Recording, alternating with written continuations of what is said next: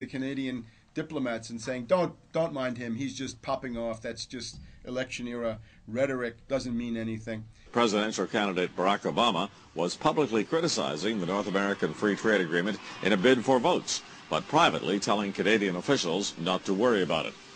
He said that he was going to bring us peace in the Middle East. He said that he was going to bring us transparency and a balanced economy. He said that he was going to not have lobbyists. He said he was going to clean up government.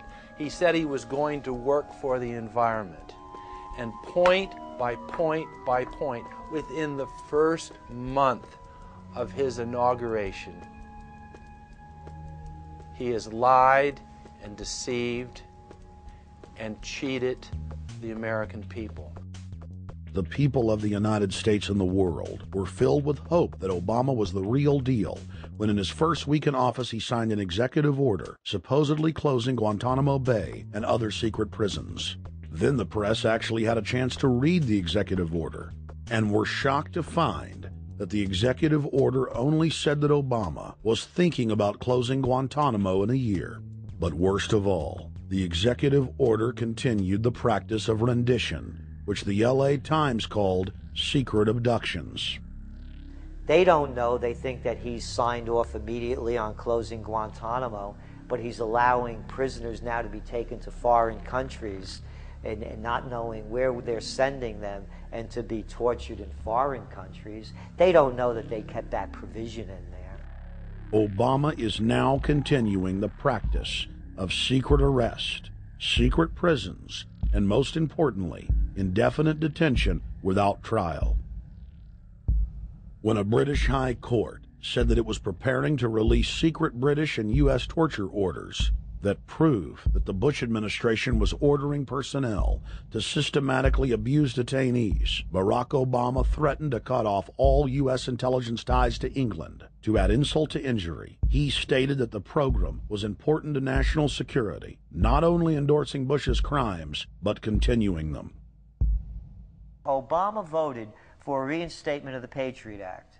And by his early deeds already, again, as we saw with the issues of retention, he's willing to send people that have been charged with nothing to be tortured to so-called get the truth out of them. If the makers of this film attempted to cover all of Obama's lies, this documentary would never be released because there are new ones every day. So in the interest of time, we're going to cover one more big one. Barack and his handlers made the cornerstone of his campaign, keeping lobbyists and donors out of his administration. Within hours of being elected, Obama did a 180 and filled the White House and federal government with lobbyists and donors at all levels. Obama picked William Lynn, the top lobbyist for Raytheon, to fill the number 2 position at the Department of Defense. Timothy Geithner, former president of the private Federal Reserve Bank of New York, was picked by Obama to be Secretary of the Treasury. Geithner promptly crammed the Treasury Department full of lobbyists, like his Chief of Staff, Mark Patterson, formerly the top lobbyist at Goldman Sachs. Obama appointed top lobbyist to the Saudi royal family, George Mitchell, as the lead Middle Eastern envoy. Obama appointed the king of Wall Street lobbyists, Leon Panetta, to head up the CIA. Obama tapped Tom Daschle, top lobbyist for healthcare firms, to run the Department of Health and Human Services, and the list goes on and on. Then, 3 weeks into his administration, Obama launched a new lie, more outrageous than the previous. With Academy Award-level conviction, he said that he was upset about the banker bailout, which his own Chief of Staff, Rahm Emanuel, another former Wall Street executive, had engineered. Obama said that he had signed an executive order capping the CEO's salaries of those who had taken the bailout money. There was just 2 problems. All the major banks and brokerage firms were exempt, and the new order only dealt with any future bailouts. And those were to be on the honor system. What gets people upset, and rightfully so, are executives being rewarded for failure. AIG, Bank of America, and Citigroup, which have received billions in bailout money, don't fall under this plan. Only banks negotiating future agreements with the government will be restricted. But this appears to be built on an honor system, and White House Press Secretary Robert Gibbs had a hard time explaining how enforcement would work. Well, let me get, I will get clarification from Treasury on that. Generally speaking, this is already the biggest liar and the biggest disappointment that we've seen in recent history. And again, qualitatively beyond the rather low standards set by Bush the Elder and Clinton in terms of delivering on promises. Bottom line, Obama is a fantastic actor and an even better liar. His track record is clear. He has done the opposite of everything he told the people he would do. They'll make up one lie after another. And if you believe these people, knock yourself out. I don't believe a word they say. Within 1 month of the passage of the first banker bailout bill, the press reported that over $5 trillion had just disappeared out of the U.S. Treasury. By December, the amount of money that had been stolen had reached $8.5 trillion. The leadership of both political parties circled the wagons and would not discuss where the money had gone. In the Fed! In the Fed! In the Fed! In the Fed! Informed Americans protested the private Federal Reserve System at all 38 of their regional governorship offices. Arrest Bernanke and Paulson! Arrest all the criminals that stole the banker bailout money! It was refreshing to see people standing up against the real power structure, not being distracted by the elite's frontmen like George W. Bush and Barack Obama. We traveled to Dallas, Texas to cover We the People taking on the real enemy. Hey, I want to talk to the workers up there on the parapet. The ones smoking cigarettes that just jumped back.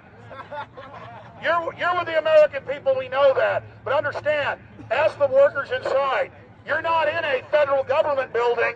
You're in a private Federal Reserve that uses that name as a fraud. That'd be like if my first name was Federal Reserve Jones. I'm still not the federal government. I'm not a federal agency. But if I said my name was Federal Reserve, I could go out and pay off politicians and get them to allow me to get into power so I could issue the currency and credit, and then I could buy up the world. That's what these criminals have done. A lot of people think that the Federal Reserve is already part of the government. They're not. It's controlled by cliques of unelected, unaccountable bankers meeting in secret. Most of these people have never even been through the formality of a Senate hearing or a Senate confirmation. They claim that they're part of the U.S. government. They masquerade as if they were part of the U.S. government. But in reality, this is a purely private operation. Jackals, hyenas, raptors, all of them loyal, not to the American people, but to the Wall Street banks, which is where most of them come from. Everyone is pointing to Barack right now, President Obama, as saying, you got to get the economy together. You got to get the economy together. When in fact, the president has very little to do with the economy. It's the Federal Reserve chairman that at least sets the policy. That's a privately owned company, the Federal Reserve Bank. They set the agenda. These guys are masquerading as a federal institution. They are a private banking consortium, and this is their front, their holding company. The Federal Reserve is not federal. It's a front for a private banking cartel. That's on record in congressional testimony, and they're the ones orchestrating the economic collapse we're seeing right now, so that's why we're here. While at the In the Fed rally outside the Federal Reserve Bank in Dallas, Texas, we spoke with Ron Paul's brother, Wayne Paul. 1913, the Federal Reserve Act was passed, floor of the House, where 3 members of Congress were on the floor. At that time, they only needed a majority of votes to pass it. So in 1913, the Federal Reserve Act was passed. 20 years later, 1933, under Roosevelt, the United States was declared bankrupt. And in 1933, the Federal Reserve Private Bank says, okay, USA, what are you going to pledge as collateral on the debt you owe me?